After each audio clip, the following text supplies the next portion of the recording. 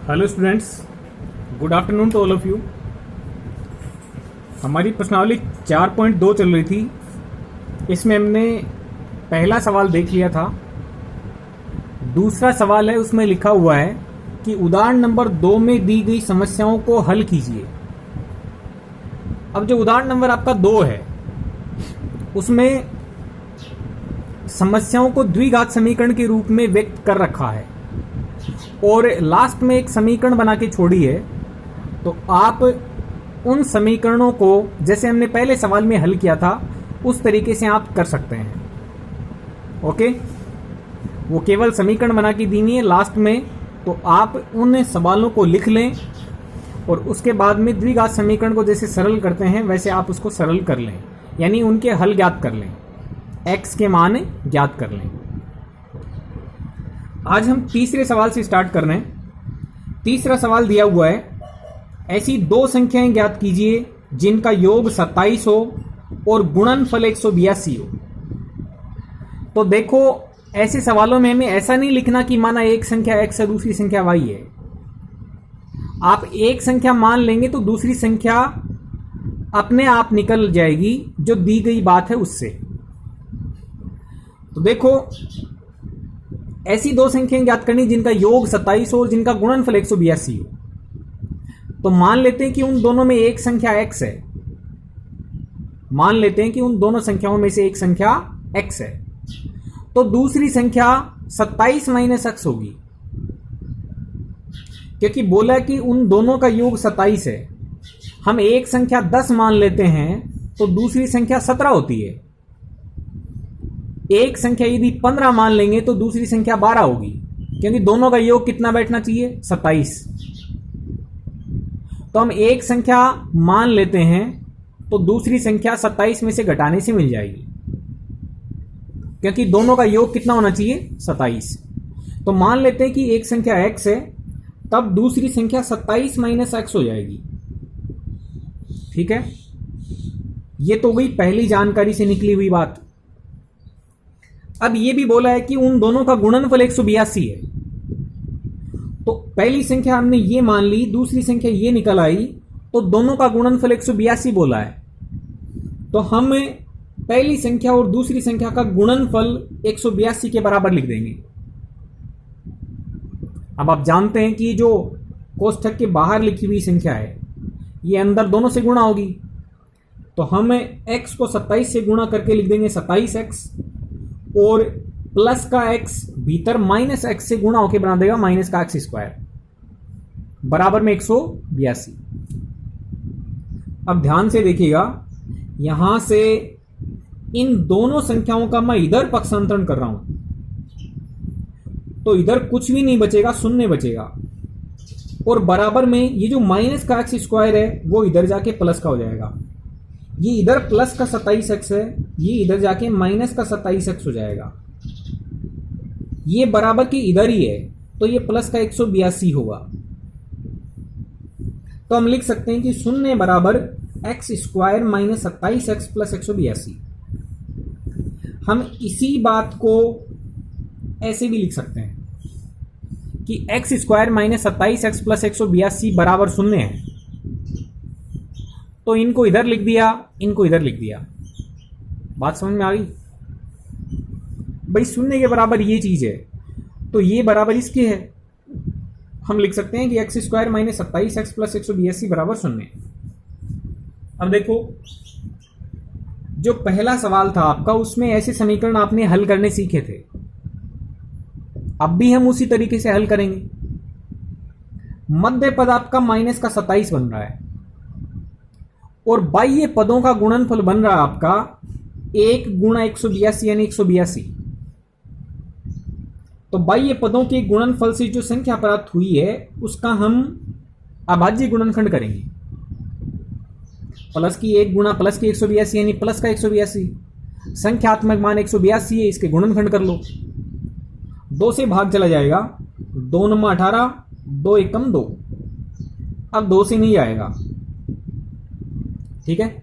अब जाएगा आपका 3 से भी नहीं जाएगा, 5 से भी नहीं जाएगा, तो 7 से ट्राई करें। देखो ये अभाज्य गुणनखंड होता है तो केवल अभाज्य संख्याओं से विभाजित किया जाता है। 2 से विभाजित हो गया, हमने लिख दिया। अब 2 के बाद में अगली अभाज्य संख्या 3 है, 3 से ये भाग जा रहा गया, नहीं जा रहा है। 3 के बाद में अगली अभाज्य संख्या 5 है, 5 से भी भाग नहीं जाएगा। 5 के बाद में अगली अभाज्य संख्या आपकी 7 है, 7 से भाग दोगे तो 13 बार चला जाएगा। 13 संति 91 होता है, ठीक है। अब 13 खुद एक अभाज्य संख्या है तो किसी और से विभाजित होगी नहीं, तो इसका मतलब 13 से विभाग चल जाएगा एक बार। अब 182 के अभाज्य गुणनखंड से आपको 3 संख्याएं प्राप्त हुई हैं और हमें मध्य पद के करने हैं 2 टुकड़े, ठीक है। माइनस की 27 बन रही है। तो देखो यदि 7 गुणा 2 करके हम 14 मान लें और ये 13 मान लें तो 14 और 13 मिलके 27 हो जाएंगे और 14 गुणा 13 करने से 182 भी हो जाएगा। अब दोनों संख्याएं प्लस की लेनी है, माइनस की लेनी है, कौन सी प्लस की लेनी है, कौन सी माइनस की लेनी है, ये भी डिसाइड करना है।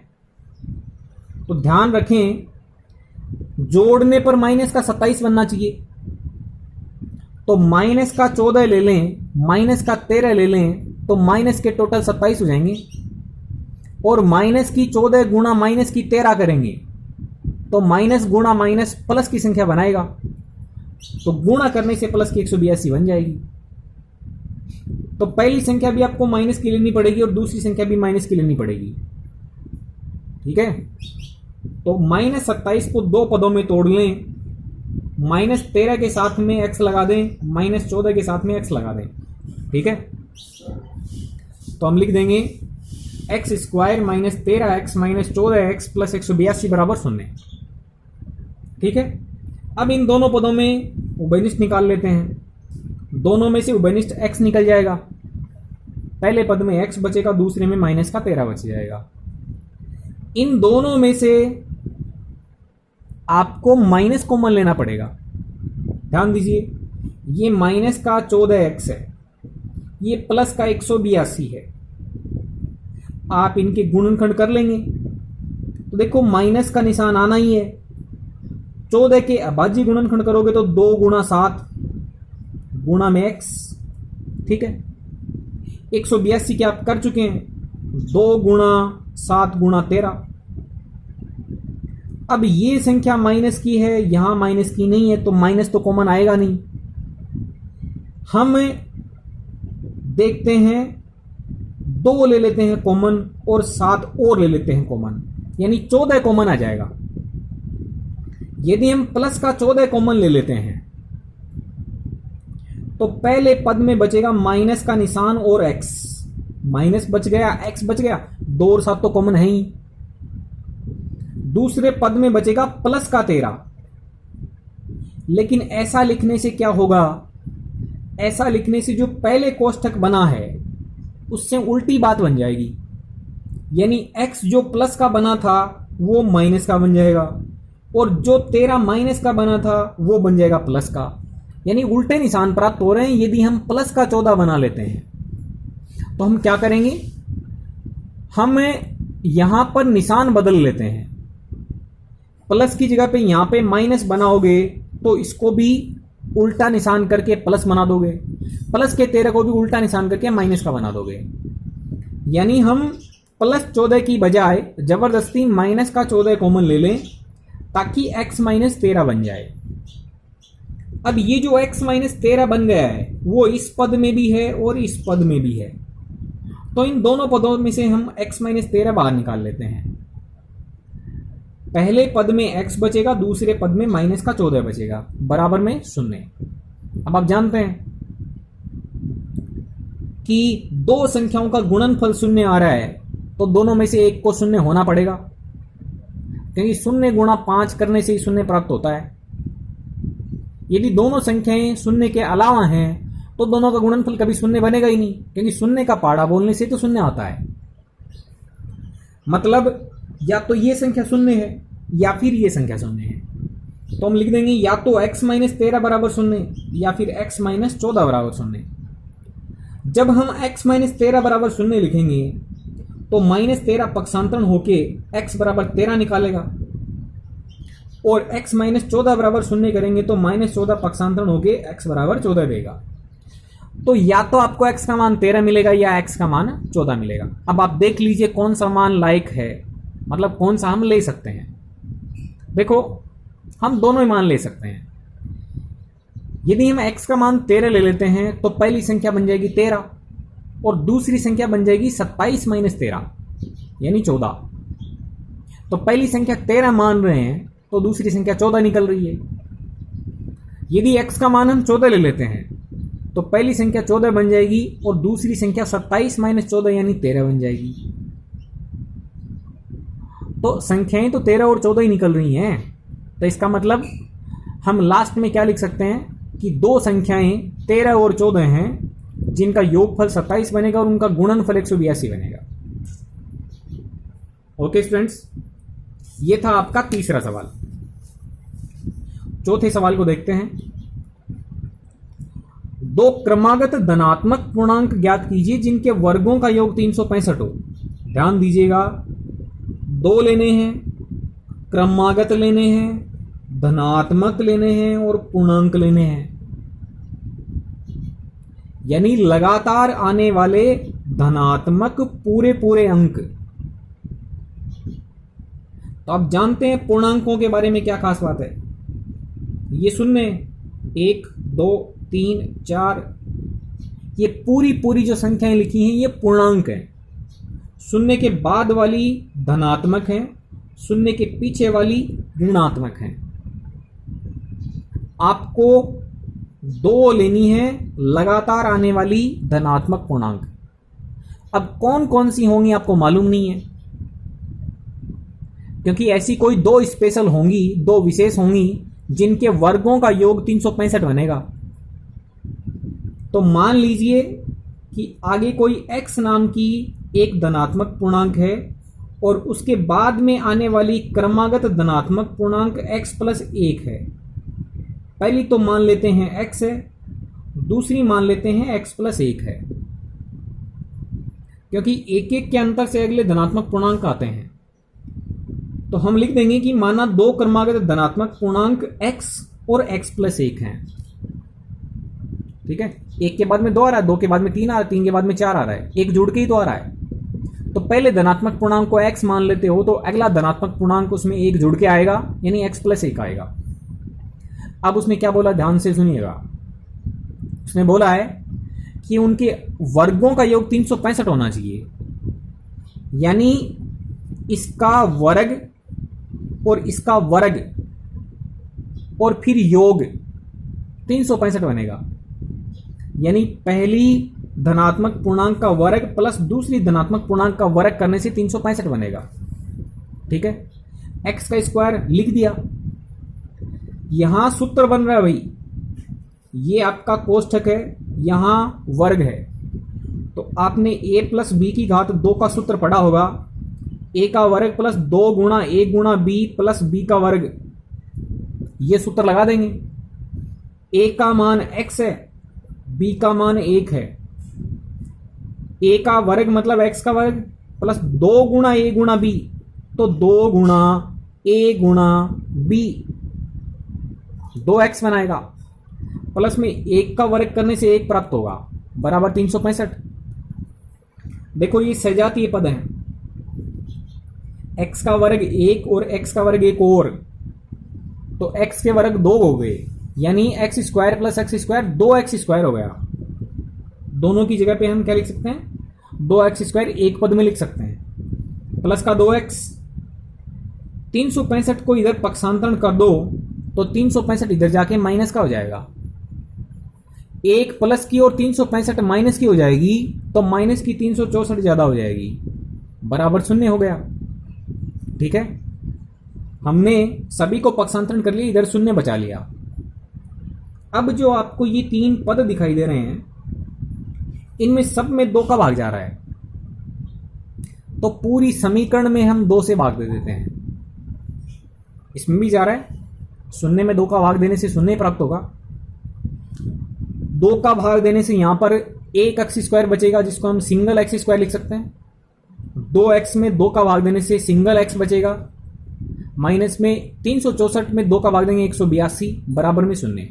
देखो ये आपकी वही समीकरण बन गई है ऊपर वाली, बस थोड़ा प्लस माइनस का फर्क है। ठीक है, अब आपको क्या करना है भाई, ये पदों का गुणनफल आपका माइनस का 182 बनाएगा, माइनस का 182। देखो प्लस का 1 है, बाहरी पद में प्लस का 1 है, माइनस का 182 है, तो प्लस गुणा माइनस करने से माइनस का 182 बनेगा। और बीच में मध्य पद में प्लस का 1 है, यहां पे 1x लिखा हुआ है, प्लस का 1x, तो प्लस का 1 है। तो अभाज्य गुणनखंड करने से आपको जो संख्याएं यहां पे प्राप्त हुई थी 13 और 14, देखो इसको 13 को अलग कर लिया, 7 दूनी 14 समझ लिया इस तरीके से, तो दो संख्याएं मान ली 14 और 13।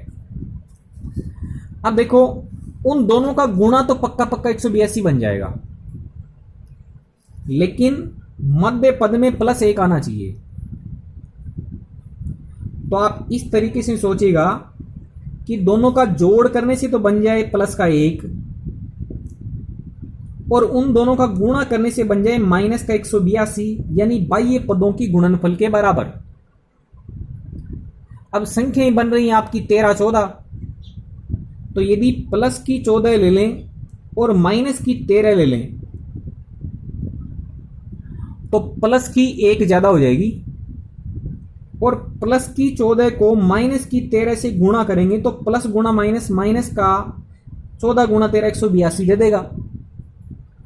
तो हमें प्लस की 14 लेनी चाहिए, माइनस की 13 लेनी चाहिए। इस तरीके से हम लिख देंगे, इसके टुकड़े कर लिए हमने,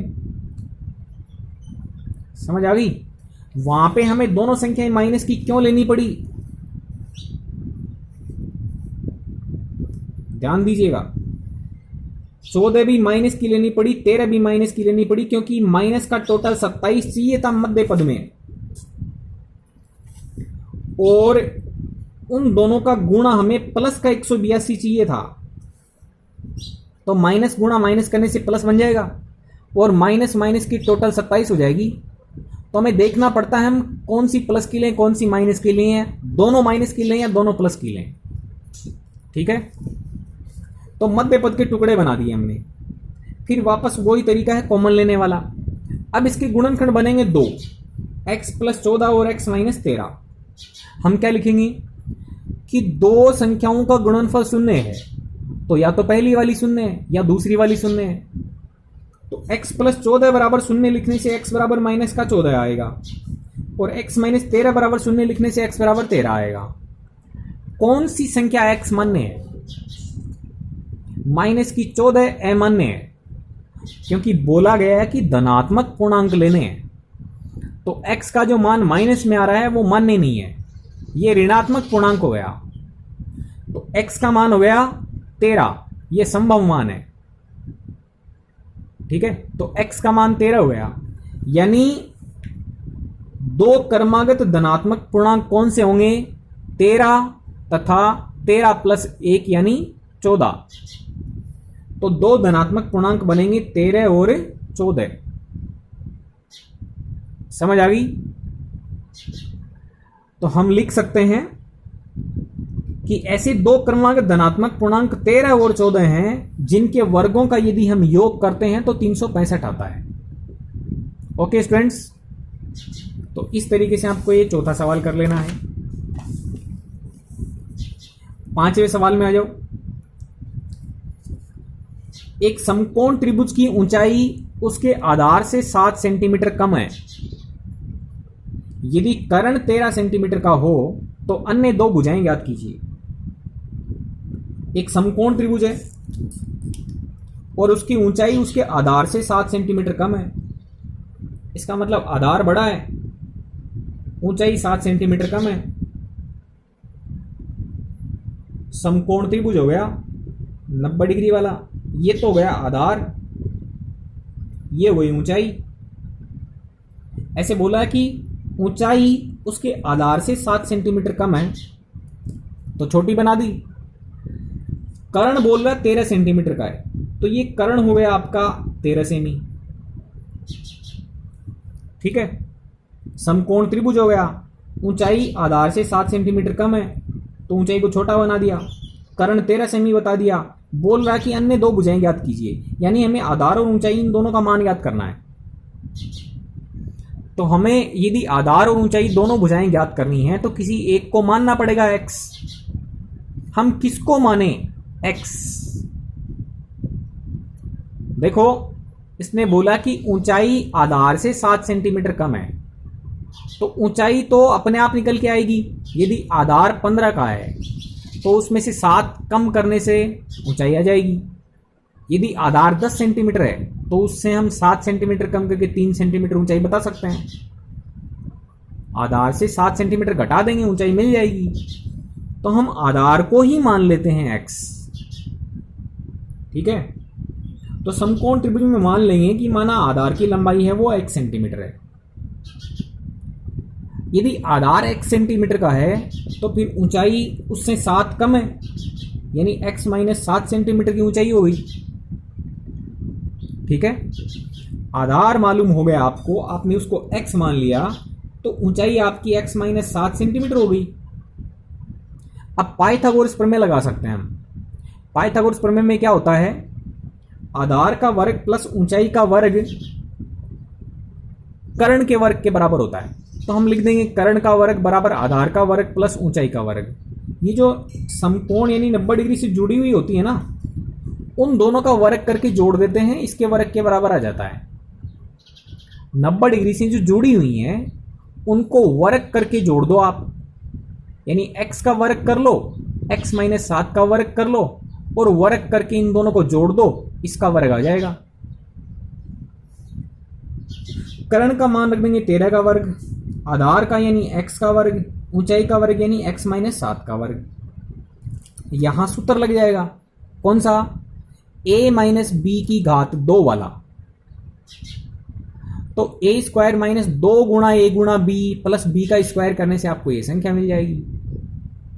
अब ये दोनों पद एक जैसे हैं, इसमें भी x स्क्वायर है, इसमें भी x स्क्वायर है। एक तो ये रहा, एक ये रहा, तो 2x स्क्वायर हो गए। माइनस का 14x लिख देंगे। अब देखिएगा 169 इधर है प्लस की, इधर आने से बनेगी माइनस की, तो प्लस का तो 49 और इधर ये आ गई माइनस की 169, तो माइनस की 120 ज्यादा होगी, इधर कुछ नहीं बचा यानी 0। पक्षांतरण कर लिया, बाएं तरफ से सारी संख्याएं दाएं पक्ष में भेज दी हमने। ठीक है, अब फिर से वही बात है, 0 बराबर ये है तो इसका मतलब ये बराबर 0 है। हम केवल इनको इस तरह इधर से इधर लिख सकते हैं। ये संख्या इधर लिख दी, ये इधर लिख दी। ठीक है, अब 2 से भाग चला जाएगा, ये संख्याएं बड़ी हैं तो 2 से भाग देके इनको छोटा बना लें। 2 से भाग इस पद में देंगे तो x स्क्वायर, इसमें देंगे तो 7 बार, इसमें देंगे तो 60 बार, ये 0। 2 से भाग दे दिया, इनको छोटा बना लिया। फिर से वही काम है, आपको बाह्य पदों का गुणनफल देखना है। प्लस का 1 गुणा माइनस का 60, दोनों का गुणनफल बनेगा माइनस का 60। 2 संख्याएं ऐसी ढूंढनी है जिनका गुणनफल बन जाए माइनस का 60, और उन्हीं दोनों का जोड़ बैठना चाहिए मध्य पद के बराबर, यानी माइनस के 7 के बराबर। तो हम क्या करेंगे? हम इस गुणनफल का अभाज्य गुणनखंड करेंगे। तो 60 का अभाज्य गुणनखंड कर लो। 2 से भाग दिया 30 बार, फिर 2 से भाग दिया 15 बार, फिर 3 से भाग दिया 5 बार, फिर 5 से भाग दिया 1 बार। ठीक है, अब आपको ये देखना है कि हम कौन कौन सी संख्याएं संयुक्त करें जिससे कि 7 बन जाए। ठीक है, तो देखो 2 दूनी 4 की ये 12 अलग कर लें, 2 दूनी 4 की ये 12 अलग कर लें और 5 को अलग छोड़ दें, तो 12 और 5 का हिसाब 7 बैठ सकता है। 12 में से 5 घटाने से 7 बैठ जाएगा, और 12 गुणा 5 करने से 60 हो जाएगा। अब आपको ये देखना है कि प्लस की कौन सी लेनी है, माइनस की कौन सी लेनी है। देखो दोनों का गुणनफल माइनस में आ रहा है, इसका मतलब पक्का एक संख्या माइनस की है, और दोनों का जोड़ करने से माइनस का 7 होना चाहिए, इसका मतलब बड़ी संख्या माइनस की है। बड़ी संख्या माइनस की लेंगे तभी तो आपकी माइनस की संख्या बचेगी। तो हम माइनस का तो 12 लेते हैं और प्लस का 5 ले लेते हैं। माइनस का तो 12 लिया, प्लस का 5 लिया, ठीक है। माइनस का 12 प्लस का 5 लेने से माइनस की 7 ज़्यादा हुई, और माइनस का 12 गुणा 5 करने से माइनस का 60 हो गया। तो माइनस का 12x प्लस 5x माइनस 60, बाकी विधि सेम है। आपके ये गुणनखंड बनेंगे x माइनस 12 गुणा x प्लस 5 बराबर 0। तो x माइनस 12 बराबर 0 से x बराबर 12 आएगा, और x प्लस 5 बराबर 0 से x बराबर माइनस 5 आएगा। कौन सा मान संभव है, कौन सा असंभव है? x का जो मान -5 मिला है वो असंभव है, क्योंकि x थी आधार की लंबाई। तो आधार की लंबाई कोई माइनस में थोड़ी होती है, समझ रहे हो? माइनस के 5 सेंटीमीटर, माइनस के 50 सेंटीमीटर, समझ रहे हो? ये लंबाई है, समकोण त्रिभुज बनाया गया है। तो इसका मतलब ये जो आधार की लंबाई -5 है वो संभव नहीं है, ठीक है। तो हम x का मान क्या लेंगे? 12। लंबाई होती है, दूरी होती है, जैसे कोई 5 किलोमीटर चल के गया है, कोई 50 किलोमीटर चल के गया है, तो हम ऐसे थोड़ी बोलेंगे माइनस का 50 किलोमीटर गया है, समझ रहे हो? तो ये आधार की लंबाई x का जो मान आएगा वो आपको धनात्मक लेना है। तो आप लिख सकते हैं कि x का मान हमें 12 मिल गया, यानी हमें आधार की लंबाई 12 सेंटीमीटर मिल गई। ऊंचाई के बारे में उसने बोला था कि ऊंचाई है वो आपकी आधार से 7 सेंटीमीटर कम है, यानी 12 से 7 सेंटीमीटर कम कर दोगे 5 सेंटीमीटर आ जाएगी। ओके स्टूडेंट्स, ये था आपका 5 का सवाल। एक लास्ट सवाल और देखो, स्पेशल है। ये बोला कि एक कुटीर उद्योग एक दिन में कुछ बर्तनों का निर्माण करता है। एक विशेष दिन में ये देखा गया, कोई खास दिन किसी ने विजिट किया है, ये देखा गया कि प्रत्येक नग की निर्माण लागत उस दिन के निर्माण किए गए बर्तनों की संख्या के दुगुने से 3 अधिक थी। एक कुटीर उद्योग है, वो एक दिन में कुछ बर्तन बनाता है, ठीक है। एक विशेष दिन ये देखा गया कि प्रत्येक नग की निर्माण लागत उस दिन के निर्माण किए गए बर्तनों की संख्या के दुगुने से 3 अधिक थी। यदि उस दिन की कुल निर्माण लागत 90 रुपए थी तो निर्मित बर्तनों की संख्या बताओ और प्रत्येक नग की लागत बताओ। 2 चीजें पूछी हैं, बताओ कि उस दिन कितने बर्तन बने, निर्मित बर्तनों की संख्या बताओ और प्रत्येक नग की लागत बताओ। यदि कुल निर्माण लागत 90 रुपए हो तो, ठीक है। तो देखो ये जो 2 चीजें पूछी हैं उनमें से किसी एक को x मान लो आप। अब किसको मानना है x, वो ध्यान देना जरूरी है। उसने बोला कि प्रत्येक नग की निर्माण लागत उस दिन निर्माण किए गए बर्तनों की संख्या के दुगुने से 3 अधिक थी, यानी जो लागत है वो तो बर्तनों की संख्या के दुगुने से 3 अधिक के बराबर आ जाएगी। तो हम कुल निर्माण किए गए बर्तनों की संख्या को x मान लेते हैं कि माना उस विशेष दिन पर निर्माण किए गए बर्तनों की संख्या है वो x है। देखो यही बात पूछी है कि निर्मित बर्तनों की संख्या कितनी है, तो हम उस खास दिन निर्माण किए गए बर्तनों की संख्या को क्या मान लेते हैं? x मान लेते हैं। माना उस विशेष दिन निर्मित बर्तनों की संख्या x है, यही पूछिए। देखो ध्यान दीजिए,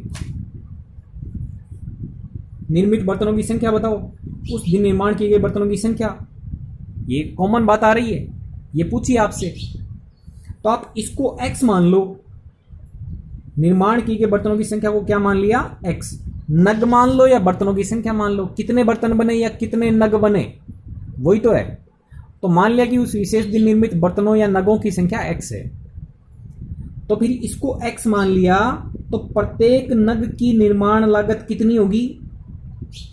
प्रत्येक नग की निर्माण लागत के बारे में बोला है।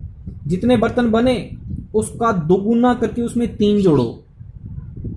जितने बर्तन बने उसका दोगुना करके यानी 2 से गुणा करके उसमें 3 जोड़ो, वो बनेगी प्रत्येक नग की निर्माण लागत।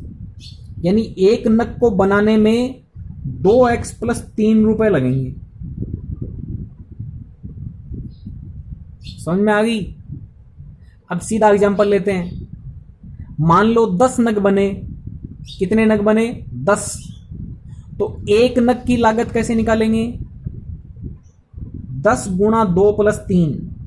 जितने भी नग बने उनका दुगुना करके 3 जोड़ो, यानी 23 रुपए लगेंगे एक नग के। मान लो उस दिन 20 नग बनाए गए, तो हर नग की कीमत कितनी बैठेगी?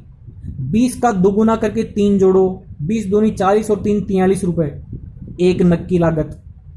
बोला है ना, प्रत्येक नग की लागत बर्तनों की संख्या के दुगुने से 3 ज्यादा है। मान लो 50 बर्तन बने, तो हर नग की लागत कितनी बनेगी? 50 का दुगुना करके 3 जोड़ दो, 50 दूनी 100 + 3 यानी 103 रुपए लगेंगे एक बर्तन को बनाने के। समझ आ गई? तो ये इन दोनों के बीच में आपस में बात थी, वो हमने बना दी। अब कुल निर्माण लागत कैसे निकालेंगे? सीधी सीधी बात है। यदि एक नग के 20 रुपए लग रहे हैं और टोटल नग बने हैं 40, एक नग के 20 रुपए लग रहे हैं और टोटल नग 40 हैं, तो 800 रुपए लग गए। दोनों को गुणा कर देंगे, रेट वाला सिस्टम है। एक पेन 5 रुपए का आता है, तो 10 पेन की कीमत कितनी होगी? गुणा कर लेंगे। ठीक है, तो हम कुल लागत कैसे देखेंगे? दोनों का गुणा, यानी जो दर है उसको संख्या से गुणा कर लेंगे। नगों की संख्या x है और एक नग की लागत इतनी है, तो कुल लागत निकालेंगे तो दोनों का गुणा कर लेंगे। दोनों का गुणा आना चाहिए 90, क्योंकि उसने बोला है कि उस दिन देखा गया कि कुल निर्माण लागत 90 रुपए बैठ रही है। तो x × 2x + 3 करने से 90 आएगा। अब इसको सरल करना है। देखो x को अंदर गुणा कर लेंगे। x × 2x + 3 है, तो x इससे गुणा होगा तो 2 × x² और x × 3 होगा तो 3x। तो 2x² + 3x बराबर में 90 हो गया। 90 का पक्षांतरण कर लेते हैं। 2x² + 3x - का 90 हो गया। अब वापस गुणनखंड वाली विधि। मध्य पद आपका बन रहा है 3, तो 2 ऐसी संख्याएं ढूंढनी है जिनका जोड़ बैठे प्लस का 3, और उन्हीं दोनों का गुणा बैठना चाहिए बाह्य पदों की गुणनफल के बराबर। बाह्य पद कौन कौन है? प्लस का 2 माइनस का 90। तो प्लस के 2 को माइनस के 90 से गुणा करने से माइनस का 180 आएगा। तो गुणा करने से माइनस का 180 आना चाहिए। अब वो संख्याएं ढूंढनी है हमें 2, तो जो गुणनफल में संख्या बनी है उसका भाज्य गुणनखंड कर लेते हैं। 2 90, 2 45, 3 15, 3 5, 5 1। अब हमें तो 2 संख्याएं सेट करनी है जिनका योगफल करने से 3 बन जाए और दोनों का गुणा करने से माइनस का 180 बन जाए। अब ध्यान दीजिए, दोनों का गुणा करने से माइनस की संख्या बन रही है, दोनों का गुणा करने से माइनस की संख्या बन रही है। तो इसका मतलब पक्का एक संख्या प्लस की, एक संख्या माइनस की है, क्योंकि प्लस गुणा माइनस करने से माइनस आएगा। एक संख्या प्लस की है और एक संख्या माइनस की है। इतनी बात समझ में आ गई? एक संख्या प्लस की, एक संख्या माइनस की। अब जोड़ बैठना चाहिए प्लस की संख्या। इसका मतलब प्लस वाली बड़ी है और माइनस वाली छोटी है। प्लस वाली बड़ी है, माइनस वाली छोटी है। प्लस वाली बड़ी होगी तभी तो दोनों का जोड़ प्लस में आएगा, और एक प्लस की एक माइनस की दोनों का गुणनफल माइनस में आ जाएगा। अब देखो, दोनों के बीच का अंतर बहुत कम आ रहा है, 3 आ रहा है। एक संख्या प्लस की, एक संख्या माइनस की है, तो दोनों के बीच का अंतर 3 आ रहा है, बहुत कम आ रहा है। इसका मतलब दोनों संख्याएं पास पास की हैं। तो देखो, 5 3 15 अलग बना लो, 3 दूनी 6 दूनी 12 अलग बना लो। ठीक है, एक संख्या 12 समझ लो, एक संख्या 15 समझ लो। अब हमें बनानी पड़ेगी प्लस की तो 15 और माइनस की 12, प्लस की 15 माइनस की 12 करने से आपको प्लस की 3 ज़्यादा दिख जाएगी, और प्लस की 15 गुणा माइनस की 12 करने से प्लस गुणा माइनस माइनस का 180 हो जाएगा। तो हम मध्य पद को तोड़ देते हैं, ये सेम लिख देंगे, ये सेम लिख देंगे, ये सेम लिख देंगे, इसके दो टुकड़े बना देंगे, प्लस का 15x और माइनस का 12x। अब इन दोनों में से आपको कॉमन लेना है, तो देखो x कॉमन आएगा, x कॉमन निकालोगे तो इसमें 2x बचेगा, इसमें 15 बच जाएगा। इन दोनों में से कॉमन निकालना आप, माइनस का 6, दोनों में माइनस है तो माइनस कॉमन आ जाएगा, 6 कॉमन आ गया, 2x प्लस 15 फिर से बच गया बराबर 0। दो कोष्ठक बनेंगे, वही बात, या तो 2x प्लस 15 बराबर 0 या फिर x माइनस 6 बराबर 0 है। यहां से तुम x का मान निकालोगे ना, तो वह x का मान आएगा माइनस का 15/2। कैसे? पहले प्लस 15 को पक्षांतरण कर लो तो 2x बराबर माइनस का 15 हो गया। फिर x का मान निकालने जाओगे तो ये जो 2 गुणा में है ये भाग में जाएगा, माइनस का 15/2। तो x का मान माइनस का 15/2 तो संभव ही नहीं है। x क्या थी? निर्माण किए गए बर्तनों की संख्या। तो कोई माइनस के 15/2 बर्तन थोड़ी बनाएगा, माइनस के 50 बर्तन थोड़ी बनते हैं, माइनस के 10 बर्तन थोड़ी बनते हैं, ये कोई बात थोड़ी है। तो जो बर्तनों की संख्या है वो ऋणात्मक थोड़ी होगी, वो तो पराकृत संख्या होगी। भाई 3 बर्तन बनाए गए, 5 बर्तन बनाए गए, 20 बर्तन बनाए गए, तो मान कैसा निकलना चाहिए? धनात्मक। तो x माइनस 6 बराबर 0 करने से आपको x का मान कितना मिल जाएगा? 6। ये मान संभव है। भाई उस दिन निर्माण किए गए बर्तनों की संख्या कितनी हो सकती है? 6 हो सकती है। तो x का मान माइनस 15/2 कैंसिल हो गया और x का मान 6 आएगा। तो x बराबर 6 हो गया, यानी निर्माण की गई बर्तनों की संख्या 6 है और प्रत्येक नग की निर्माण लागत निकालनी है। तो जितने बर्तन बने उसका दुगुना करके 3 जोड़ दो, यानी 2 गुणा 6 प्लस 3, 6 गुणा 2 यानी 12, 12 प्लस 3 यानी 15। अब क्वेश्चन को फिर से रिपीट करो। कितने बर्तन बने उस दिन? 6 बर्तन बने। हर बर्तन की लागत कितनी? 15। उस दिन की कुल लागत कितनी होगी? 15 गुणा 6 करने से 90 आ जाएगा। कितने बर्तन बने? 6। हर बर्तन की कीमत कितनी बैठी? 15 रुपए। तो कुल कीमत कितनी बैठ गई उस दिन की? 15 गुणा 6 यानी 90। तो सवाल सेट हो गया। ओके स्टूडेंट्स, ये थी आपकी प्रश्नावली, आप इसको ठीक तरीके से देख लीजिएगा। Okay, thank you very much.